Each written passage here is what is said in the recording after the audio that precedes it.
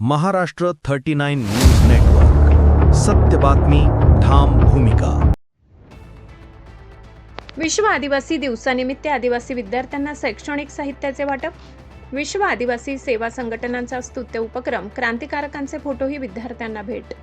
विश्व आदिवासी दिवसाचे औचित्य साधून नंदुरबार तालुक्यातील टाकलीपाडा येथे पिंपरीपाडा झराडी येथील जिल्हा परिषद शाळांमध्ये विश्व आदिवासी सेवा संघटनांच्या वतीने आदिवासी विद्यार्थ्यांना मोफत शैक्षणिक साहित्याचे वाटप करण्यात आले. यावेळी आदिवासी समाजातील क्रांतिकारकांचे छायाचित्रही विद्यार्थ्यांना भेट देण्यात आले. आदिवासी विद्यार्थ्यांमध्ये शिक्षणाची आवड निर्माण व्हावी, त्यांची शैक्षणिक पात्रता वाढावी आणि आर्थिक अडचणींमुळे त्यांच्या शिक्षणात अडथळे येऊ नयेत या उद्देशाने या उपक्रमाचे आयोजन करण्यात आले होते. प्राथमिक व माध्यमिक विद्यार्थ्यांना वह्या, pen, pencil, compass box, school bag, गणवेश आदी शैक्षणिक साहित्याचे मोफत वाटप करण्यात आले.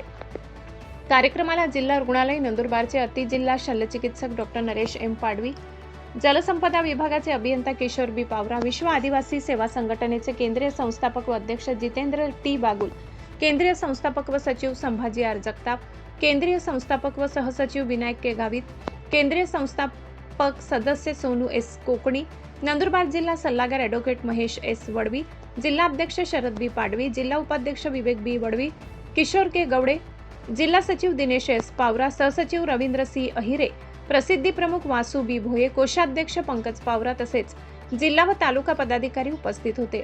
यावेळी तालुका अध्यक्ष दिनेश जी सोनवणे, तालुका सचिव कालूसिंग डी वडवी, अभियंता प्रवीण कुमार पाडवी, सूरज गावित, सुरूपसिंग पाडवी, भरत गावित यांच्यासह पत्रकार बांधव, शैक्षणिक व आरोग्य क्षेत्रातील अधिकारी, सामाजिक कार्यकर्ते आणि पालक मोठ्या संख्येने उपस्थित होते. महाराष्ट्र 39 न्यूज नेटवर्क साठी परशुराम सूर्यवंशी, नंदुरबार. सर्वप्रथम मी आपले आभार मानतो. तुम्ही फार जोशाने संघटनेचं, पदाधिकाऱ्यांचं आणि प्रमुख पाहुण्यांचं स्वागत केलं.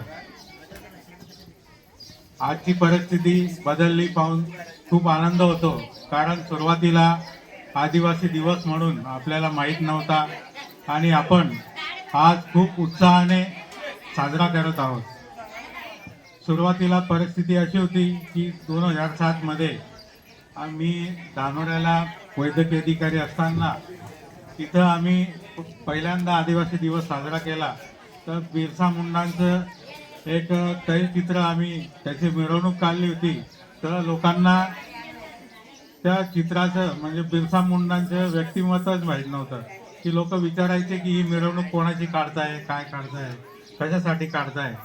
तर अशी परिस्थिती होती. परंतु आज जेवढे गाणे सादर केले विद्यार्थ्यांनी, नृत्य सादर केले, तर प्रत्येक गाण्यामध्ये बिरसा मुंडा यांचं नाव घेण्यात आलं.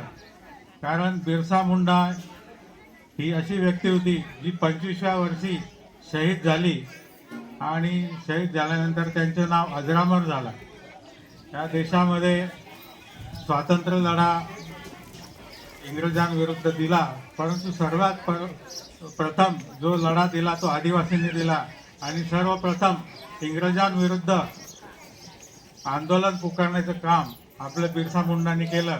म्हणून त्यांचे हे कार्य खूप महान आहे आणि ते प्रत्येक आपण बालकाने आठवणीने ठेवा आणि त्यांची कथा आपण स्मरणात ठेवा.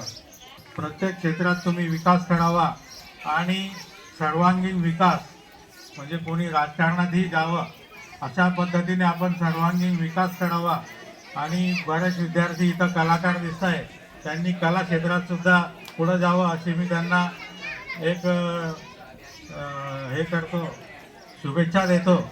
आणि शिकत असताना सध्याचं युग हे मोबाईलचं आहे, तर मी तुम्हाला एवढीच विनंती करतो विद्यार्थ्यांना की तुम्ही मोबाईलमधून आपल्या शिक्षणासाठी, आपल्या व्यवहारासाठी ज्या चांगल्या गोष्टी त्या शिकून घ्याव्यात आणि मोबाईल नुसतं रील्स बघणे आणि त्याच्यात यूट्यूब बघणे, व्हिडिओ बघणे एवढ्यापुरतं ते मर्यादित न ठेवता आपण अभ्यासात त्याचा आत्मसात करून चांगला उपयोग करून घ्यावा.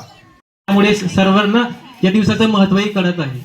याची सुरुवात त्याच्याही आधी झाली होती. 1984 पासून विचाराधीन होतं की जे मूल निवासी आहे फक्त भारतातच नाही तर जगात सर्वत्र जे मूल निवासी आहे तो एक आदिवासी समाज आहे.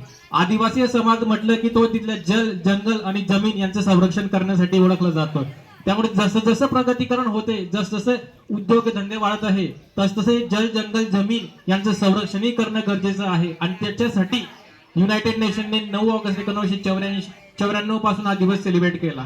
मित्रांनो, कोणतीही संस्कृती ही जल जंगल आणि जमीन याच्यावरच टिकून राहते आणि याच्यावरच कोणत्याही संस्कृतीचा विकास होत असतो. तुम्ही कितीही डिजिटल युगात वापरा, कितीही आर्टिफिशियल इंटेलिजन्सच्या युगात वापरा, परंतु डिजिटायझेशनवर संस्कृती उभी राहत नाही. त्यासाठी जल जंगल जमीन महत्वाचं आहे. मित्रांनो,